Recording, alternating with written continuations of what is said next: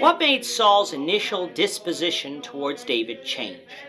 This is the question we seek to answer today as we continue our verse-by-verse study of the book of 1 Samuel on walking through the Bible.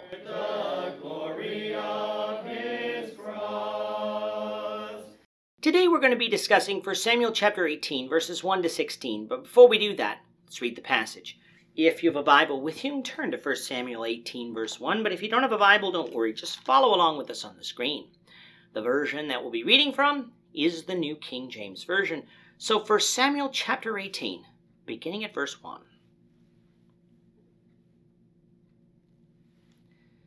Now when he had finished speaking to Saul, the soul of Jonathan was knit to the soul of David, and Jonathan loved him as his own soul.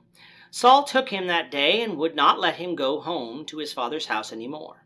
Then Jonathan and David made a covenant, because he loved him as his own soul. And Jonathan took off the robe that was on him and gave it to David, with his armor, even to his sword and his bow and his belt. So David went out wherever Saul sent him and behaved wisely. And Saul set him over the men of war, and he was accepted in the sight of all the people, and also in the sight of Saul's servants. Now it had happened, as they were coming home, that when David was returning from the slaughter of the Philistine, that the women had come out of all the cities of Israel, singing and dancing, to meet King Saul, with tambourines, with joy, and with musical instruments. So the women sang as they danced and said, Saul has slain his thousands, and David his 10,000s.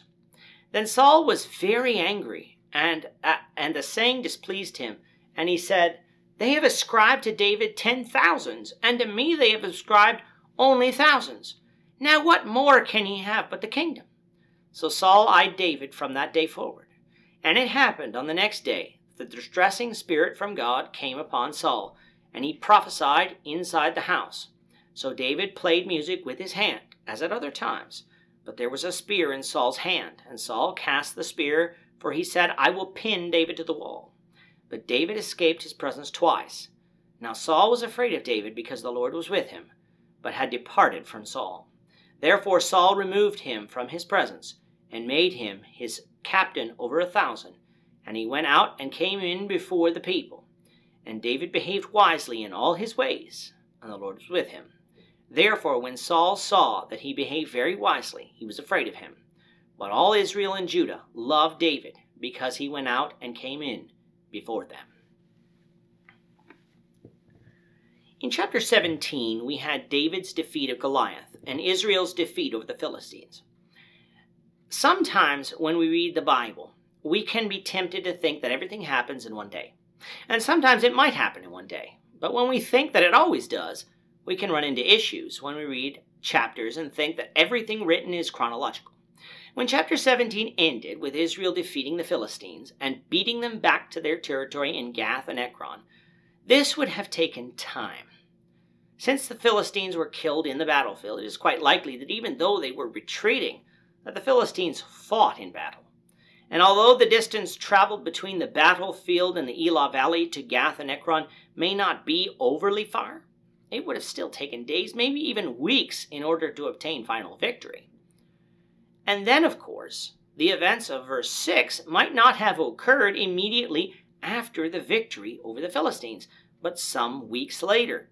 And you can see how some time is built into the events of chapter 17 and those in the first 5 verses of chapter 18. Why do I mention this? Because we said that the events at the end of chapter 16, with David soothing Saul's disposition by playing the harp, aren't chronological to that chapter, but actually belong around this section in verses 1 to 5. What the author is giving us in these verses is a summary of the events that happened after David's victory with Goliath before returning to a more detailed account of what had happened. What we find is that after David killed Goliath, Jonathan and David developed a close relationship. It is said that the soul of Jonathan was knit to the soul of David, and that Jonathan loved him as his own soul. So close was the relationship that Jonathan and David made a covenant with one another, presumably to protect one another, as we'll see later. And proof of this covenant, Jonathan took off his robe and gave it to David along with his armor, sword, bow, and belt. These things would make David a man of war, which is how David is described at the end of chapter 16, but not in chapter 17. Now, some accuse Jonathan and David of engaging in a homosexual relationship here in 1 Samuel, something that the text does not even imply. The reason this is done is to try and show that if the man after God's own heart can engage in this type of behavior and be right with God, then homosexuality must not be the abomination that Leviticus 18 verse 22 says it is. What proponents of this view fail to realize is that loving another man, if you're a man, isn't sinful. Just like loving another woman, if you're a man, isn't sinful. We all have friends that we're extremely close to the point that we do almost anything for them. But these platonic relationships do not have to turn sexual, for it is possible to love anyone without it turning to lust and fornication. In fact, from the book of John, we find that there was a disciple whom Jesus loved, the Apostle John. But that doesn't mean that there was an illicit homosexual relationship between them. Relationships only turn sinful when our feelings of platonic love turn to lust and then to sex outside of marriage. Homosexuality is a form of fornication because it always takes place outside the bounds of God-ordained marriage, no matter what society does.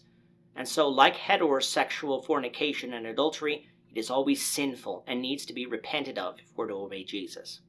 As for Saul and David, in the beginning, the relationship was amicable. David obeyed the king and went wherever the king wished. Saul set David over the men of war and was accepted in the sight of all the people and in the sight of Saul's servants. From the day that David killed Goliath, David became a member of Saul's court and ceased being a full-time shepherd. This doesn't mean that he never returned to Bethlehem or tended sheep again, for we know that he did. It's just that it wasn't his main job anymore. But this relationship between Saul and David changed through no fault of David. Whenever in the future Israel held their victory party for the defeat of the Philistines, the women came out of the towns singing and dancing for joy at the victory. Notice here, the women were not dancing with all the men. They were dancing for joy among themselves. This type of dancing is not sinful because it is not lustful and lascivious. Many modern dances are lustful and lascivious in that they contort the body in sensual ways and cause men and women to be intimately close to one another and touch each other's bodies in ways that would not be proper for unmarried people to engage in. That is why Christians cannot engage in these types of dances, but could engage in the joyful types of dances mentioned here in 1 Samuel that are not lascivious at all.